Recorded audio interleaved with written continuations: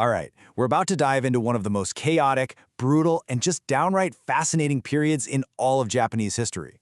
We're talking about the Sengoku Jidai, an age of civil war that tore Japan apart and then forged it anew. And you've got to understand, this wasn't some quick conflict. No, this was a slow, grinding collapse of power that just spread like wildfire, and it burned for over 100 years. So how in the world does a country fall into a century of chaos? Well, it all kicks off when the old system just falls apart, leaving a vacuum filled with nothing but raw, unchecked ambition. Let's start with the name. Sengoku Jidai literally translates to Age of the Country at War, and that's no exaggeration. See, on paper, Japan was united, but in reality, the central government, the emperor and his shogun, had basically no power. The real rulers were these powerful regional warlords called daimyo, and they were the ones calling all the shots. So what was the spark that lit this massive fire? It was a conflict called the Onin War. It started as a squabble over who would be the next shogun, but it spiraled out of control and completely leveled the capital city of Kyoto. By the time it was over, the shogun's authority was shattered. It created this huge power vacuum, and that's when the floodgates opened for a century of nonstop war. But out of all that bloodshed, three absolutely incredible figures are going to rise to the top, each one with a totally different style.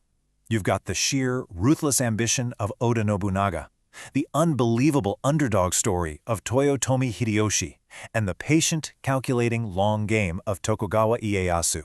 Their three stories are really the story of Japan's unification.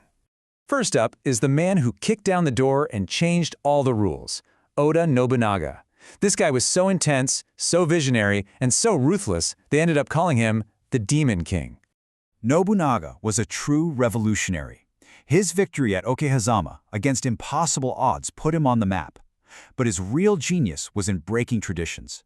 At the Battle of Nagashino, he did something nobody thought possible. He faced the legendary Takeda cavalry, the most feared warriors in Japan, and just annihilated them with organized volleys of gunfire. This was a bombshell. It basically ended the age of the classic samurai charge and proved that a new way of warfare had arrived. He came so close to unifying the entire country.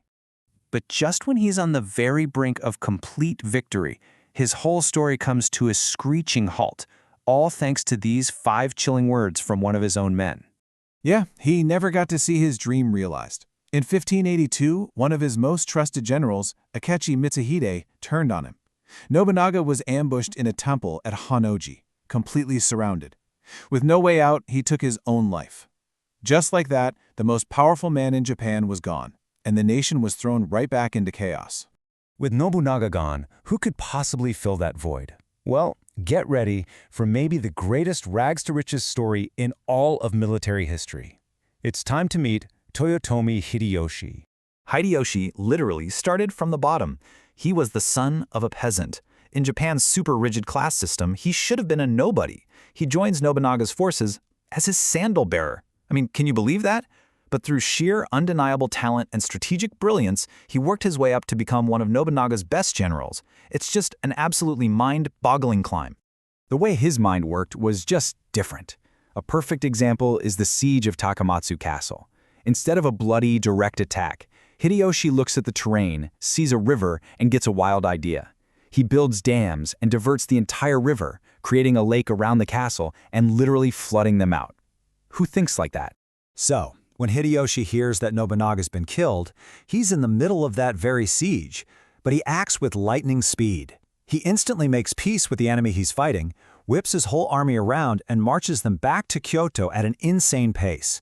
He totally blindsides the traitor, Akechi, and crushes him. In one brilliant move, he avenges his master and positions himself as the obvious successor.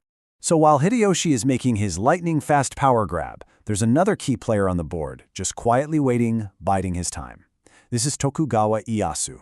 And if Nobunaga was a raging fire and Hideyoshi was a clever flood, Ieyasu was like the earth itself, patient, steady, and unmovable.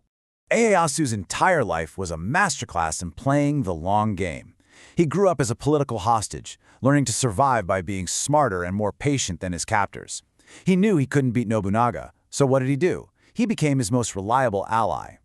When Nobunaga was betrayed, Ieyasu barely escaped with his life. But instead of rushing for revenge, he went home and focused on making his own domain stronger. And that was his whole philosophy. Let the other guys burn bright and fast. Let them take the huge risks. Ieyasu just focused on building his foundation brick by brick. He was content to wait, to endure, and in the end, to simply outlast every single one of his rivals. So after a full century of constant warfare, after the rise and fall of these legendary figures, the conflict finally burns itself out, and an unbreakable peace is forged by the last man left standing. Ieyasu's lifetime of patience paid off big time. He emerged as the undisputed winner, putting a final end to the Sengoku Jidai. He established the Tokugawa shogunate, a new dynasty that would go on to rule a peaceful, unified Japan for over 250 years, an incredible legacy. But it's worth taking a moment to think about how that peace was achieved. It wasn't the result of treaties or everyone coming together.